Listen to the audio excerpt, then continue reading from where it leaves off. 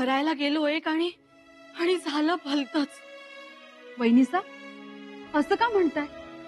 डोहाळे जेवण छान झालं. नाही हो बताशीबाई, आम्ही हे डोहाळ जेवण करायलाच नको होतं. अहो, उलट तुमच्या डोहाळ्याचं कमीच कौतुक झालं.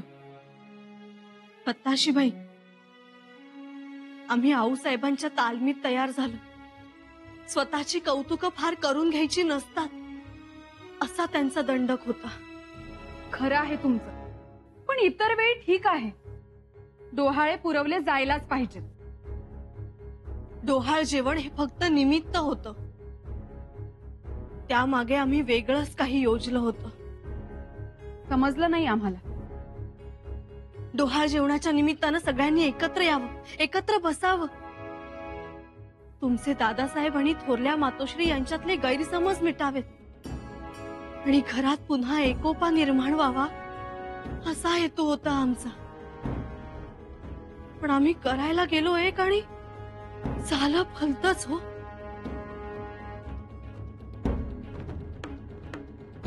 फार मोठी चूक झाली. बताशीबाई, आमची चूक झाली हो. तुमची काय चूक झाली? जे झालं ते झालं. उगाच स्वतःला दोष देत बसू नका. नाही कसं, आम्ही हा घाट घातला नसता तर हे सगळं घडलंच नसतं. आम्ही गैरसमजाचे तडे बुजवायला गेलो तर तरीच उभी राहिली. प्रणाम धारावजी. प्रणाम. या बसा की. हाँ जी. आज लवकर आला सा? जी, युवराज नाही आले अजून सदरेवर? नाही आले आणि येत्याल असं वाटत भी नाही. क्यों, क्या हुआ? मतलब उनकी तबीयत तो ठीक है? अव तब्येत चांगली हाय, पर अति उशिरा पावतर जाग होत. पहाटे पावतर त्यांच्या दालनात दिवा तेवत होत. अच्छा, काय काम होतं वय? ते आमच्या शाक्त साधूंना युवराजांना भेटायचं होतं. नका ते स्नेह दलदलीत पाडू. अव काल कसा गोंधळ झाला बघितलात ना. आणि हे समजा ते शाक्त पंथ्यांमुळेच झालं. लेकिन क्या हुआ? शेतकऱ्यांच्या भल्यासाठी म्हणून युवराजांनी रेडा मारला तर राणी साहेबांना वाटलं ते रक्तात धोतर भिजवून आलेत. अव केवढे चिडल्या होते राणी साहेब. समजा डोहा जेवणाचा इस्कोट झाला आणि सकाळी तर राणी साहेब निघून भी गेल्या. यहाँ इतना कुछ हो गया, हमको किसी ने बताया तक नहीं. आम्ही समजूत घालतो शाक्त साधूंची. तुम्ही नका काळजी करू. घडल्या प्रकाराबद्दल माफी. थांबा कविराज. युवराज का आला होतात?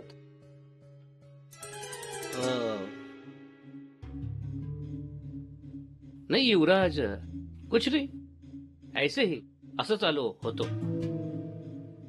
कविराज, आपल्या दोघांमध्ये हा केव्हापासून आला? कोण? असत्य. युवराज. कविराज, त्याला हमेशा आपल्यापासून दूरच ठेवा. जी युवराज, अब हमारे बीच में ये कभी नहीं आएगा. बहुत खूप. मग आता सांगा, कशासाठी आला होतात? काय म्हणत होतात? कोण साधू? काय त्यांचं? युवराज, शाक्त साधूंना आपल्यासाठी एक गोष्ट करायची आहे. आपला होकार हवा होता. कुठली गोष्ट? कशासाठी होकार? शाक्त साधूंना आपल्याकरवी एक अभिषेक करायचा आहे. एक पूजा, कृतज्ञता म्हणून. पूजा? कृतज्ञता? कशासाठी? युवराज, आपण शाक्त साधूंना प्रतिष्ठा मिळवून दिलीत. त्यांच्या पाठीमागे खंबीरपणे पूर्ण शक्तीनिशी उभं राहिलात.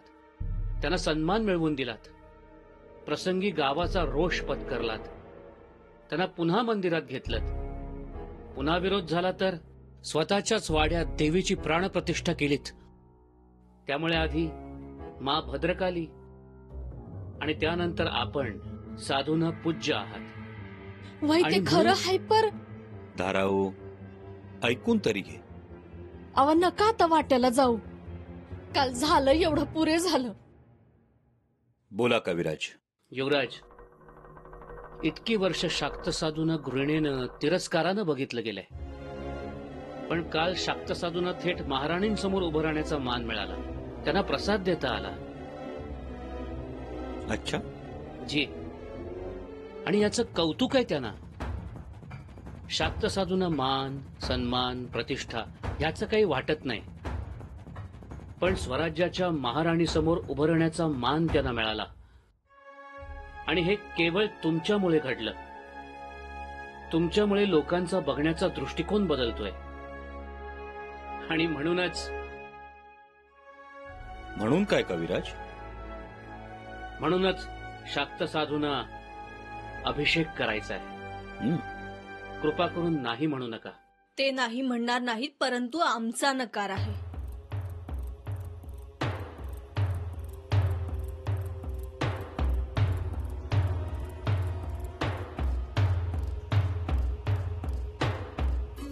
माफी असावी युवराज, परंतु आपण ती पूजा करू नये आणि तो अभिषेकही करू नये.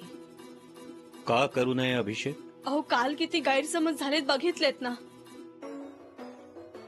एकाच्या दोन गोष्टी होतात आणि रायगडावर जातात. मग नको तसले आरोप होतात. आरोप तर तसेही होतातच. काही केलं नाही तरीही आरोप होतातच ना. कारण आरोप करणाऱ्यांना मुभा आहे आणि आरोपांनाही मुभा आहेच की. जा बाबांनो, तिथं शंभूराजे आहेत, जाऊन बसा त्यांच्या मानगुटीवर.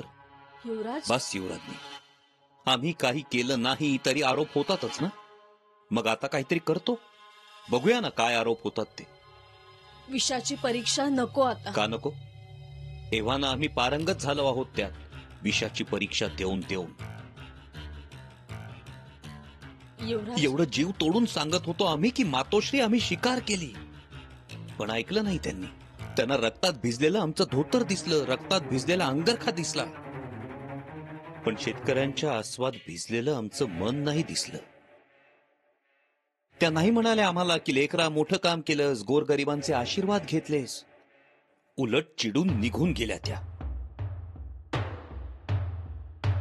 तुमचं घावणं खाणं सोडाच, पण आमच्या जीवाचं घावण मात्र गैरसमजांच्या तव्यावर खरपूस भाजून निघून गेल्या त्या. काय वाटलं असेल आम्हाला? युवराजनी आम्ही माणूस आहोत, आम्ही सुद्धा लेकरू आहोत. युवराज नंतर. सांगा ना युवराजनी, तुम्हाला पटलं हे? रुचलं तुम्हाला? युवराज, आपण आमचं ऐकावं. काय ऐकावं युवराजनी? एकीकडे रायगडावरचे आदरणीय मंत्री महोदय आमचा तिरस्कार करतात, प्रत्येक गोष्टीत आडकाठी करतात, प्रत्येक बाबतीत षडयंत्र रचतात. आणि दुसरीकडे ज्यांना समाजानं हिणवलं ते शाक्त साधू आमचा अभिषेक करू इच्छितात. आणि तरीही आम्ही अभिषेकाला नकार द्यावा? केवळ गैरसमज होतील, आरोप होतील या भीतीपोटी? नाही युवराजनी, आता आम्ही कुणालाही जुमानणार नाही. हा अभिषेक होणारच. कविराज, अभिषेकाची तयारी करा. आमचा होकार आहे. जी. जर आम्ही शाक्त साधूंना नकार दिला तर तो आमच्यातील सौदार ह्याला नकार असेल. अभिषेकाचा मुहूर्त काढा कविराज.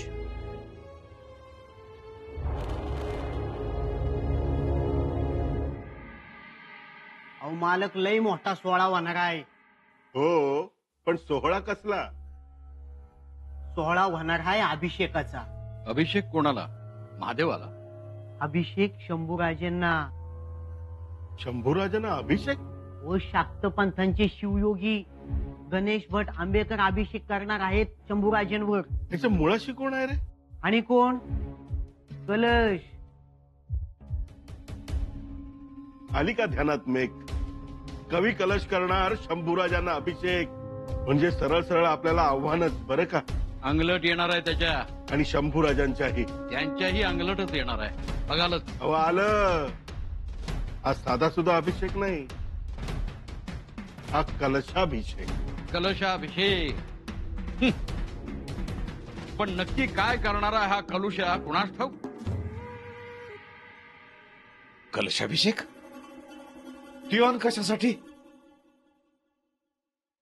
कशासाठी म्हणजे सत्ता मिळवण्यासाठी, सिंहासनावर स्वतः बसण्यासाठी.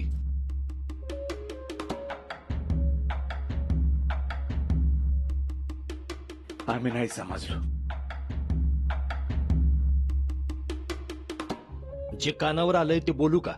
सांगा की. ह्यो असला तांत्रिक विधी केल्यावर म्हण सध्याच्या राजाच्या जीवाला धोका असतोय. अरे देवा, तुम्हाला कोणी सांगितलं हे? कानावर आलं ते बोललो. बर युवराज कशा पाय करत्याल हे? अहो ते स्वतःहून नाहीच करायचं. पर तो कलुष बसलाय नव तिथं, त्यो भरीला पाडत असणार. हो त्याचं नव्हतं करून ठेवतोय का नाही बघा त्यो. मग आता हे गडाव बिघडला असणार. तर पोचायचं राहतंय वय. वाऱ्यासारखी खबर पसरली आहे समधीकडे. मग आता आपण काय करायचं? जे तुम्ही सांगशील ते करायचं. मला नवाल ह्याचं वाटतंय, आमच्या दाजी साहेबांसारखा एवढा विचारी माणूस या अघोरी लोकांच्या नादानं कसा व्हावत चाललाय. आणि त्या गडावच्या सगळ्या मंत्र्यांनी बी युवराजांचा लय छळ मांडलाय. जरा काय केलं की लगेच चौकशी बसवते. अहो पर म्हणून नाही त्या लोकांचं ऐकून स्वतःच्या जन्मदात्याच्या जीवावर उठावं का कुणी? अहो अफवा असेल, तुम्ही तपास काढा. तुम्हास निपटायचं नाहीच म्हणा. ठीक आहे, करतो चौकशी. पर जे हाय ते हाय, जे नाही ते नाही.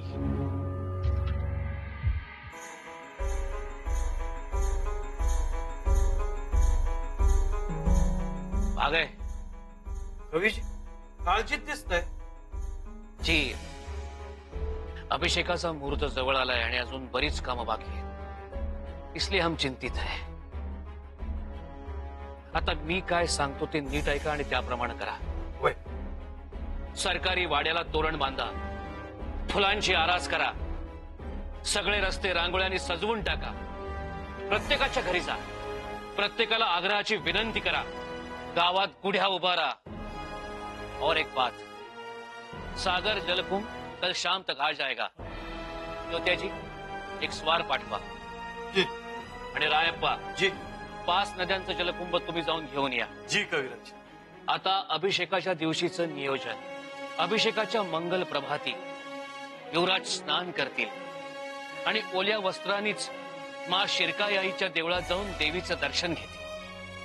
तेव्हा संपूर्ण शृंगारपुरात घंटानाद झाला पाहिजे, मंगल वाद्य वाजली पाहिजेत आणि त्यानंतर युवराज यज्ञवेदीकडे येऊन अभिषेक करतील.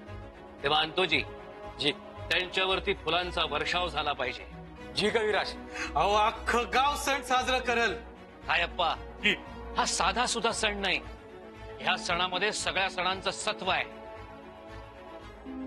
शाक्तपंथीयांचा हा अभिषेक यादगार झाला पाहिजे. होईल. चलो जल्दी काम करो, हमारे पास समय बहुत कम है. जी जी चला.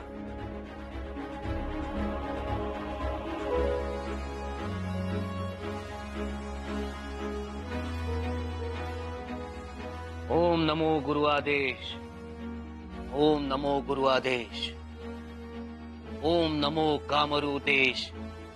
कामाक्षी देवी, भद्रकाली, जय जय माँ काली. हे माँ काली, शुभाशीर्वाद दे, सुखदायक हो. आम्हास बळ देण्यास, तेज देण्यास सज्ज हो. हा कवी कलश या अभिषेकाला येण्यासाठी तुला आवाहन करत आहे. जय माँ काली, जय माँ भद्रकाली. उर्वारुकमिव बन्धनान् मृत्योर्मुक्षीयमामृतात् स्वाहा. ॐ त्र्यम्बकं यजामहे सुगन्धिं पुष्टिवर्धनम्. उर्वारुकमिव बन्धनान् मृत्योर्मुक्षीयमामृतात् स्वाहा. अनाजी पंत, ॐ त्र्यम्बकं यजामहे सुगन्धिं पुष्टिवर्धनम्. उर्वारुकमिव बन्धनान् हे काय सुरू आहे? महामृत्युंजयाचा यज्ञ. काय?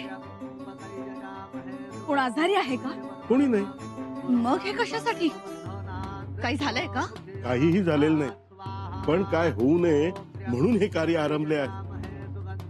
तुम्ही जे सांगताय ते आम्हाला कळत नाही. अहो, जे शृंगारपुरात सुरू आहे त्याला आम्ही रायगडावरनं उत्तर देत आहोत.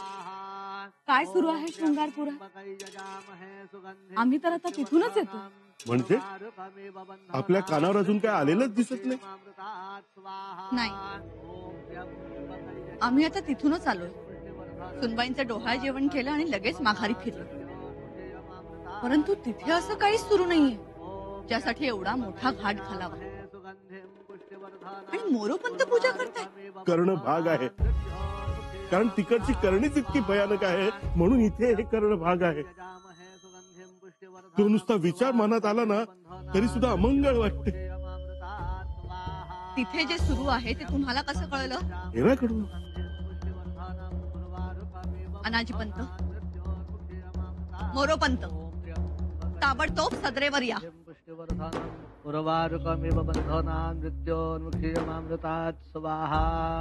कौशल्य लाडू कवा खायला घालणार?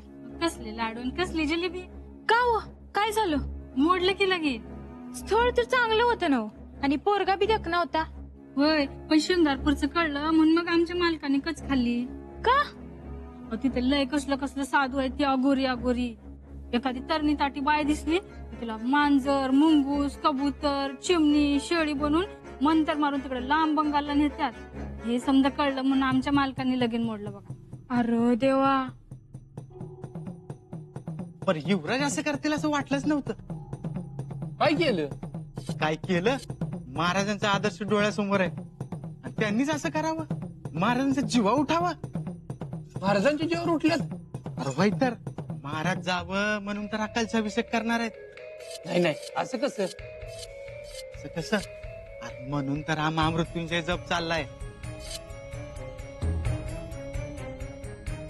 बघा किती जणांची तोंड बंद करणार आहात तुम्ही. हे असं चाललंय सगळं.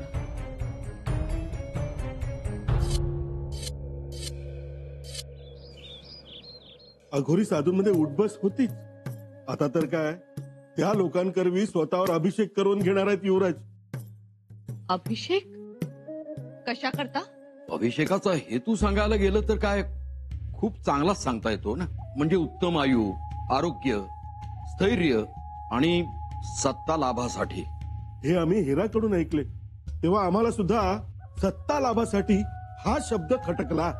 त्यात खटकण्यासारखं काय आहे? महाराणी साहेब, युवराजांना सत्ता कधी मिळेल छे छे छे छे छे छे. तो विचार सुद्धा करवत नाही. तुमच्या मनात काय आहे ते स्पष्ट बोला. राणी सरकार, आमच्या मनात काहीही नाही. हे स्वराज्य महाराजांनंतर युवराजच राखणार आहेत यात शंकाच नाही. परंतु महाराज हयात असताना असा अभिषेक करणं आणि तोही सत्ता लाभासाठी, त्याचा अर्थ काय होतो? त्यातून महाराज आता मोहिमेवर. क्षणोक्षणी रणसंग्राम सुरू आहे. देव न करो पण या अभिषेकाच्या प्रतापामुळे त्यांचा काही घात झाला तर? हे अघोरी लोक तर काय दुसऱ्याचा जीव घेण्यात पटाईत.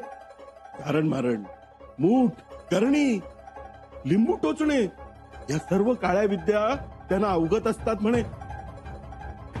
दिसायला पण कसे हे अघोरी साधू? पुराणातील राक्षसच जणू. मला जेव्हा हे अनाजी पंतांकडून कळलं तेव्हा मी खूप अस्वस्थ झालो. हो, मला तरी काय विश्वासू हेराकडूनच कळले. महाराजांना दीर्घायुष्य लाभावे आणि अभिषेकाची कार्यसिद्धी होऊ नये म्हणून तर हा महामृत्युंजय मंत्राचा यज्ञ सुरू केला लगेचच. त्या अभिषेकामुळे येणारं अरिष्ट हे या यज्ञामुळे टळेल? नक्की. हवं तर विचारा पुरोहितांना. महामृत्युंजय मंत्राची ती शक्तीच आहे. या यज्ञापुढे त्या अघोरींचे असे 100 अभिषेक सुद्धा निरर्थक ठरतील. इथे महाराजांवर अरिष्ट यावं म्हणून अभिषेक करवले जात आहे आणि तुम्ही नुसतं यज्ञ करत बसलाय. जो कोणी आमच्या कुंकवाला पुसण्याचा प्रयत्न करेल त्याला कठोर शिक्षा देण्यात येईल. मग तो कुणी का असेना. अनाजी पंत जी, ताबडतोब बाळाजी चिटणीसांना बोलवा. त्यांच्यावर कामगिरी सोपवा. म्हणावं, शृंगारपुरातल्या अघोरी लोकांचा अभिषेक थांबवा. युवराजांना त्या अभिषेकापासून परावृत्त करा. ऐकलं तर ठीक, नाहीतर सरळ अटक करा. जी.